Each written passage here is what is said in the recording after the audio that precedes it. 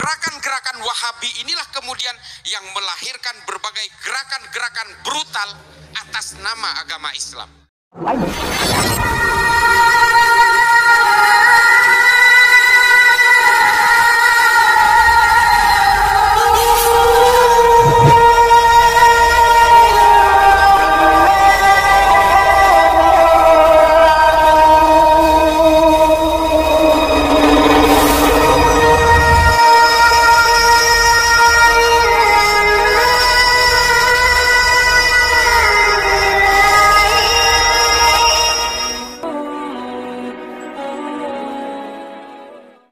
Assalamualaikum warahmatullahi wabarakatuh. Bismillahirrahmanirrahim. Alhamdulillahirabbil alamin.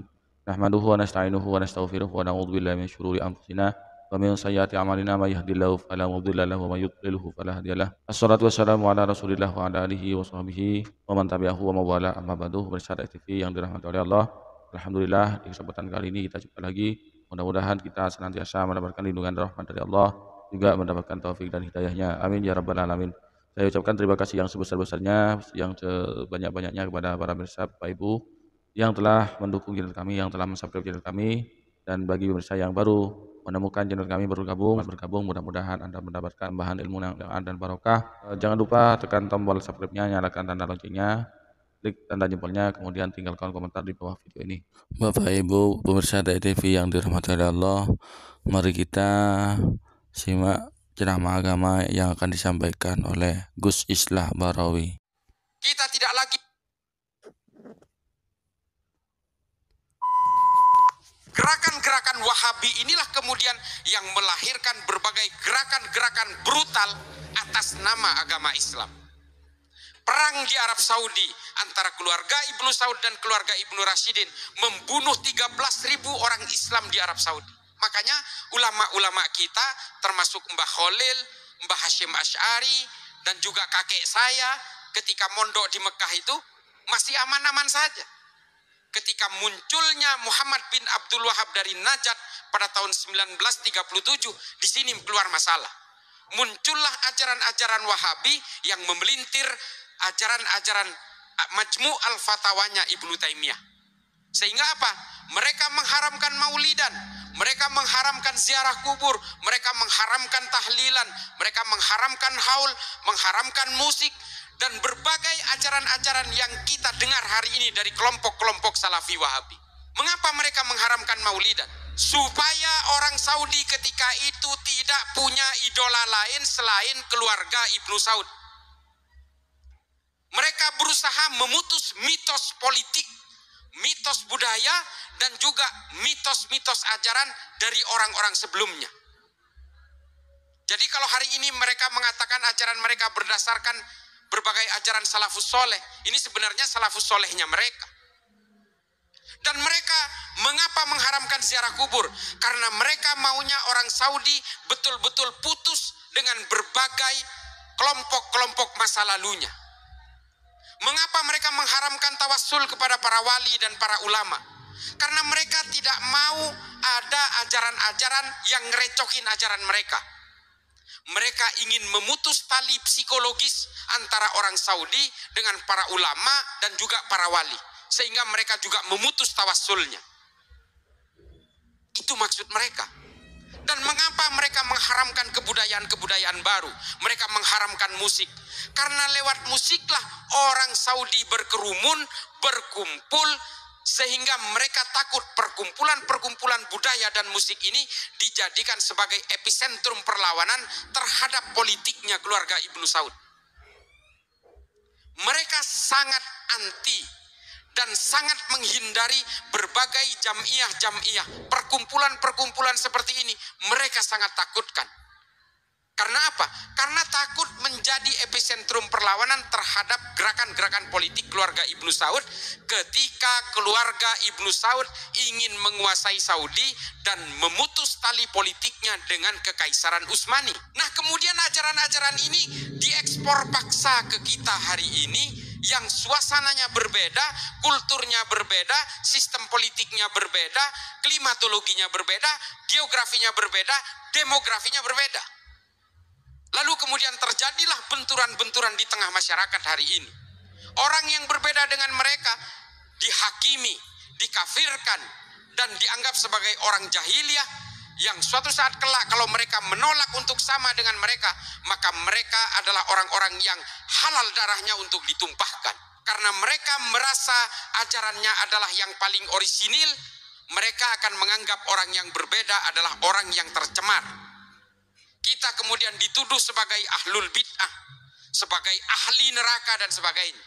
Saya memastikan 99,9% teroris yang ditangkap oleh Pak Ami ini adalah berpaham Salafi Wahabi. Saya pastikan. Saya punya datanya. Kalau ada yang membantah ini, silahkan daftar ke saya pertemukan langsung dengan terorisnya.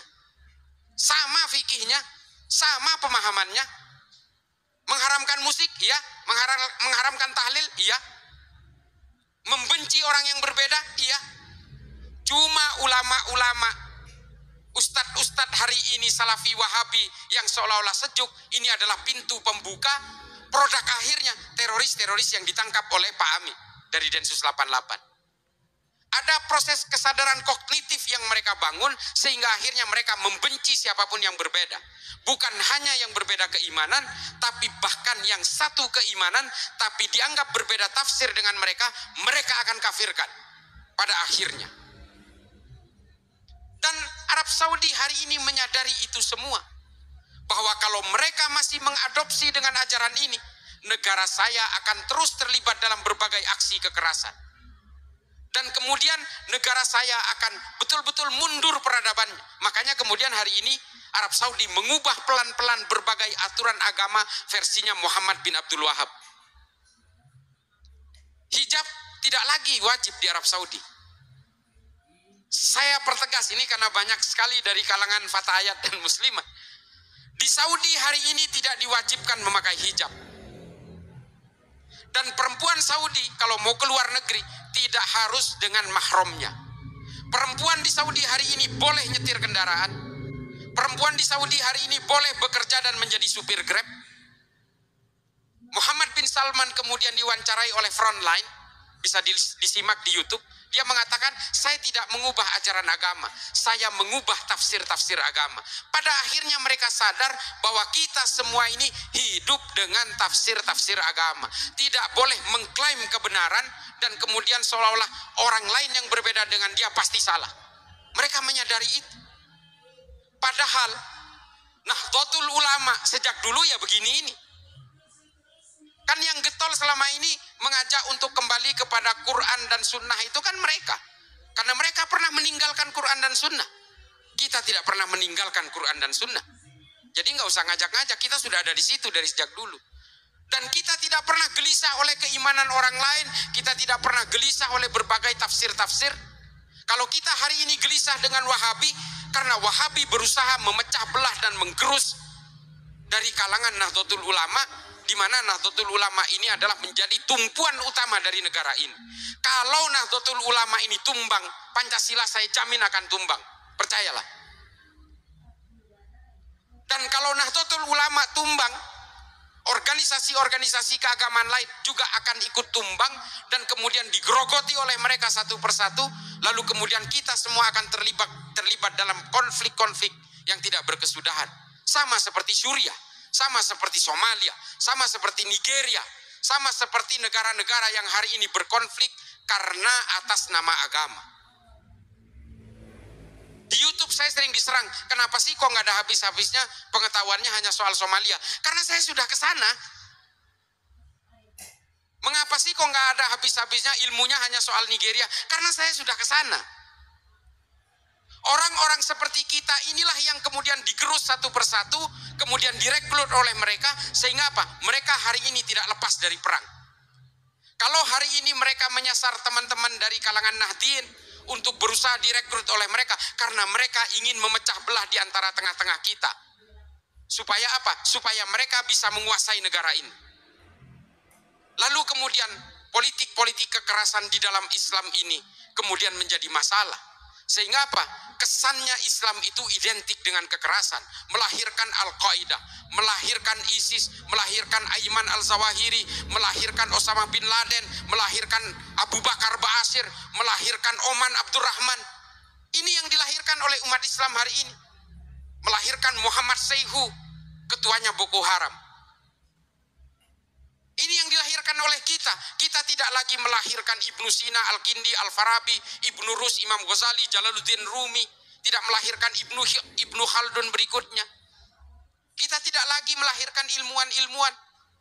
Kita tidak lagi melahirkan Al-Muqaddimah, Tahafud, Al-Falasifah, Ihya Ulumuddin, Tahafud, At-Tahafud. Kita tidak lagi melahirkan Al-Mujalasah wa Jahirul Ilmi. Kita tidak lagi melahirkan Irsyadul Ibad. Yang kita lahirkan hari ini. Yang kita lahirkan hari ini apa? Ma'alim fil Thoriq, Al-Wala wal Bara, versinya Wahabi.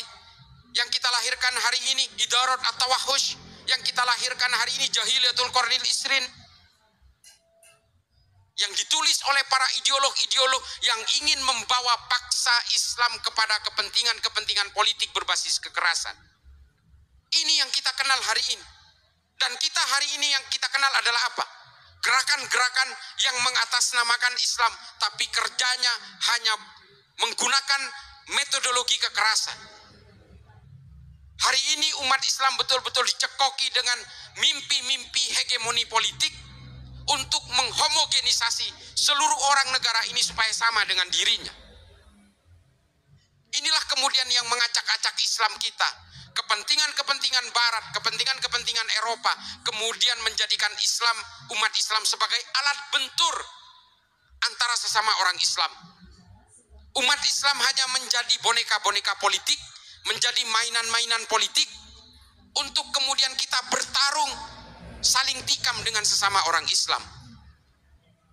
Dan kemudian khawarij modern lahir, menjadi penghasut bahwa umat Islam harus memilih ini. Kalau bukan memilih ini, maka dia bukan orang Islam. Inilah politisasi agama itu terjadi. Karena apa? Karena kita terbuai oleh mimpi-mimpi politik. Maka kemudian apa yang harus kita lakukan hari ini? Kembalikan kejayaan Islam ini bukan lewat jalur politik. Kembalikan Islam ini kepada ilmu pengetahuan agar Islam betul-betul berjaya seperti masa kejayaan Islam di abad-abad pertengahan. Tapi apakah umat Islam tidak boleh berpolitik? Boleh dan wajib. Supaya ruang-ruang politik ini tidak keluar dari jalur maqasidus syariah. Harus. Orang NU haruskah berpolitik? Wajib.